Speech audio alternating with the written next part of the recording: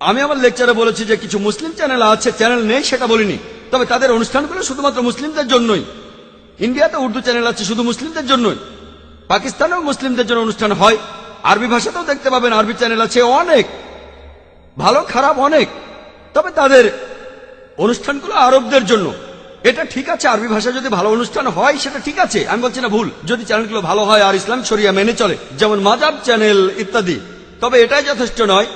আমার কথা হলো এমন একটা চ্যানেল শুরু করতে হবে যেখানে ভাষাটা হবে আন্তর্জাতিক ভাষা।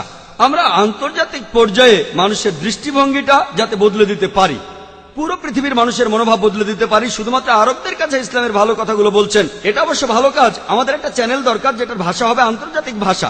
আমি এখানে বলবো যে ঠিক আছে, আপনারা আরবের বিভিন্ন দেশ শাসন করছেন, তবে আপনারা কেন ইংরেজিতে ইসলামিক চ্যানেল চালু করছেন না, যেটা ইসলাম ধর্মের বাণী প্রচার করবে পৃথিবীর সব জায়গা থেকে, যেটা যাবে আমেরিকাতে, ইউরোপে, অস্ট্রেলিয়ায়, মধ্যপ্রাচ্যে, এশিয়ায়, সব জায়গায়।